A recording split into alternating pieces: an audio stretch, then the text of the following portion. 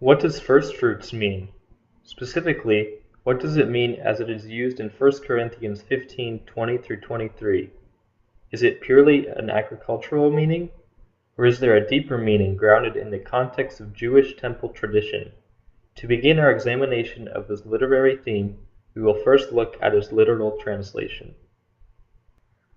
The word translated as firstfruits in 1 Corinthians is aparchi in Greek, meaning the first of any crop or livestock offered to God before the rest could be used.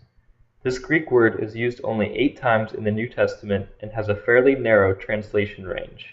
6 times it is translated as firstfruits, while the other 2 times it is translated as first convert or converts.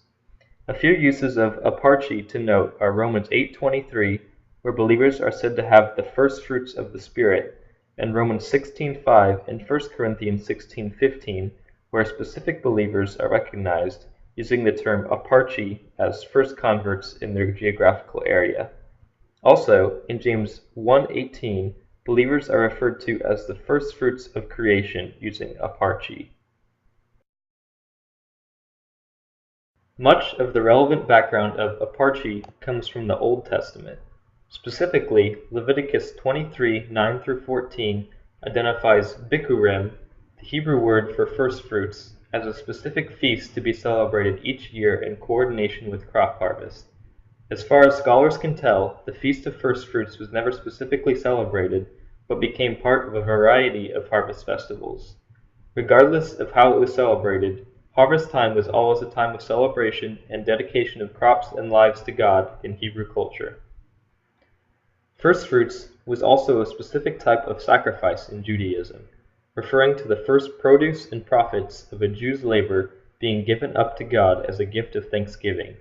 The first produce of the harvest was brought to the sanctuary of the temple and given to the priests as their portion for daily sustenance. However, this sacrifice extended past just crops. Firstborn sons and the firstborn of unclean animals were redeemed by a set payment in money to the temple. The firstborn of clean animals, in contrast, were presented to the temple as actual sacrifices to be killed and presented on the altar. For Jews, giving away a significant portion of the fruits of their labor helped them remember and recognize God's sovereignty, trusting that He would provide for their needs. It inferred an expectation of more fruits to come that would be able to sufficiently provide for the needs of the giver. In addition, as best said in Gerald Hawthorne's Dictionary of Paul and His Letters, the sacrifice of the part thus affected the blessedness of the whole. This is also illustrated in Romans 11:16, which reads, "If the part of the dough offered as firstfruits is holy, then the whole batch is holy. If the root is holy, so are the branches." Now that we have covered much of the background of the term firstfruits, we are able to examine its meaning in the context of a specific passage, 1 Corinthians 15:20-23. The passage reads, "But Christ has indeed been raised from the dead, the firstfruits of those who have fallen asleep. For since death came through a man, the resurrection of the dead comes also through a man. For as in Adam all die, so in Christ all will be made alive, but each in turn. Christ the firstfruits, then, when He comes, those who belong to Him." One simple way that the use of firstfruits has been understood is that it is comparing Christ's death to a firstfruits sacrifice. As discussed, firstfruits is a sacrifice so that the whole harvest may be blessed. We can put Christ's death into this context, saying that just as a firstfruits sacrifice redeems the whole harvest, so Christ's death was a sacrifice to redeem the whole of creation. While this is true, I believe there is a deeper meaning in the usage of firstfruits in 1 Corinthians. Andy Johnson, a New Testament scholar, writes in an article in the Word and World Theological Journal that firstfruits in these verses can be understood as a metaphor between the agricultural world and Christ's resurrection. As Christ died, so a seed is considered dead. As Christ was buried, so a seed is sown into the ground. As Christ rose from the dead, so a seed is raised up from the ground as a crop. If this metaphor is expanded, as I believe it is meant to be, it leads to an apocalyptic understanding of the passage. In agricultural and historical terms, Firstfruits implies more fruit to come. Christ, as a firstfruit seed, died, was buried, and rose from the dead first.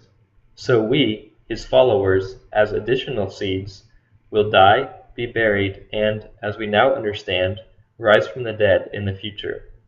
The IVP Dictionary of the New Testament asserts that Paul is implying that the believer will share in the resurrection life in the same way that the full harvest is related to the initial crop.